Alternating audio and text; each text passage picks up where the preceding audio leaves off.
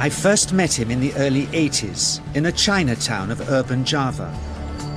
He didn't want his real name or address revealed, so we called him DJ for Dynamo Jack. He was only a healer, he said, but he did direct a powerful energy generated from his own body into his patients. Sometimes he used the needles, sometimes just his hands. He called the energy Qi, and it was so strong that he usually needed a grounder to hold his patients' feet. For years we followed him around Java on his healing rounds, pleading to be allowed to film him, but he always refused, saying his powers resulted from a type of meditation with an ancient tradition of secrecy. It was only when my brother Lorne was suffering from a serious eye infection that he finally allowed us to film him in 1987. It was nothing like any acupuncture I'd ever had. I was getting really powerful electric shocks and couldn't control my movements at all. Yin yang, positive and negative, you know. And my positive from here and my negative from here. And we meet together, this can get like electricity. And is this because you're special? You have a special sort of It's meditation every day. It's meditation that does it? Meditation every day. Like you can touch me, like this. It's nothing, okay? It's my burn. It's just like this. For our sound recordist, it was also a shocker.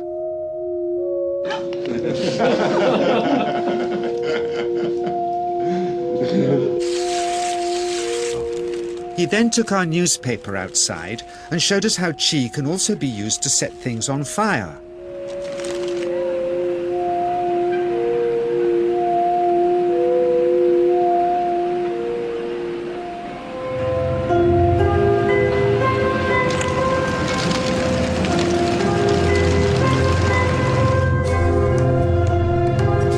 When he heard we'd shown this footage in public, he was very upset and refused all our future efforts to contact him again. As the years passed, we sadly resigned ourselves to never seeing him again. My brother Lorne never did, for by 1997 he was already dead when I again found myself with DJ, now treating me for an eye problem. But it wasn't this that brought me back. He had tracked me down out of the blue and invited me to tell me a story. He had just returned from 2 years on a deep meditational journey, alone in the heart of Borneo. Amongst his revelations, he had seen, he said, how history was moving on into great change, and the old wisdom was vanishing. So he'd called me back to film just enough of him to remind us that we all have undreamed of powers sleeping within us, and that there's nothing special about him except for his training in waking them. Grounding this patient, my cameraman Joe is having to use all his weight to keep contact. She is pushing him away. He seems able to control the amplitude of this Qi, like a dimmer switch, and it causes uncontrollable responses in the patients and their grounders. I can barely keep my hand on you. It wants to fly off. The electricity is so strong. This mother unwittingly grounds her child. He won't sit still, so she's asked to hold him and grin and bear it. Sometimes signs of this passing energy can be seen in the transmitter too. This Qi stuff is only the surface, he says, of the real adventure beneath, in the meditational technique.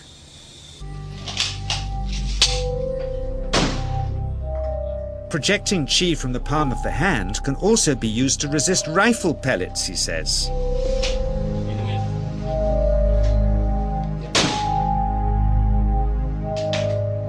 First, you learn to distinguish between yin and yang Qi in your body. Then how to pool it in your navel chakra.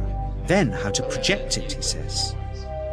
And it's the proportionate mixture between yin and yang which accounts for different effects, like pulling or pushing objects or igniting them. Then he gets really strange.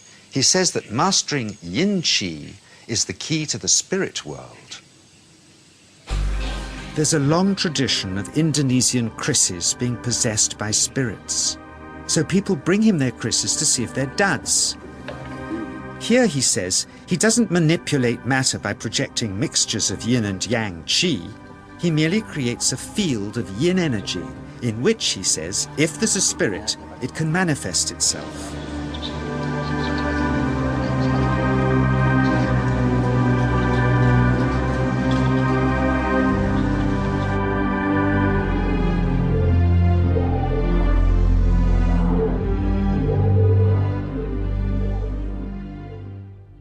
So I invited a small group of scientists back from the United States with measuring equipment to test if DJ was for real.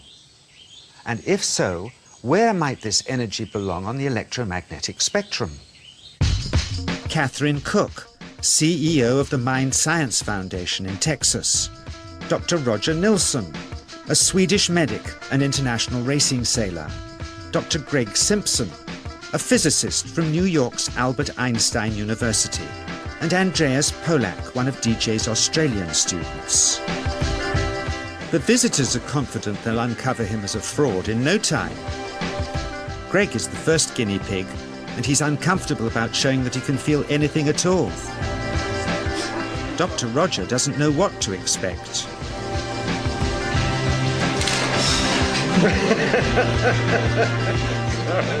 Out comes the metal detector, like the things they use in airports, to see if he has any concealed metal in his body.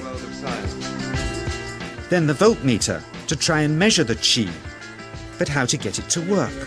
Where's the ground? What settings? DJ suggests that as his negative is his perineum, and his positive is his navel chakra, perhaps that's where the electrode should be attached. He doesn't stand on his dignity. He's eager to help, but still no readings. They're getting shocks off his arm, and now they're on the right settings, but the needle still isn't moving.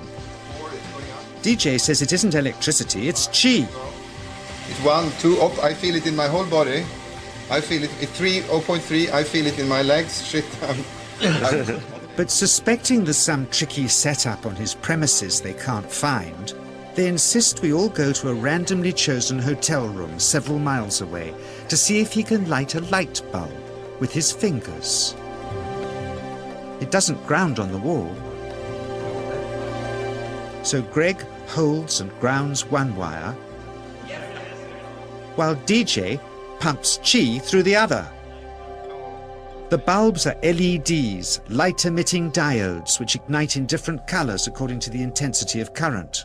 Yes. On, off, on. Brilliant. Oh, you're blinking. Things were going well. DJ was enjoying it too, until he invited us all out to lunch at his local, where he tried to push a chopstick through the table. He couldn't get it through the Formica surface, so he came up through an inch of wood from underneath.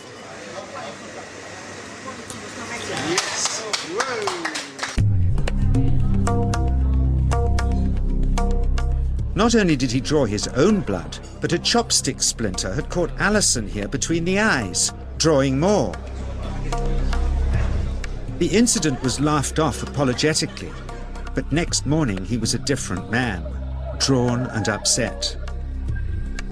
He said he'd been visited all night by his long-dead master, raging that he'd broken the strict taboos of his sect, never to show off in public and never to cause harm or draw blood. He felt deeply chastised. All further testing and filming must end. Never again would he submit to public scrutiny, nor accept any new students. He would sink from sight and continue his healing in obscurity, as he had done since before we met him in the early 80s and had always told us was right.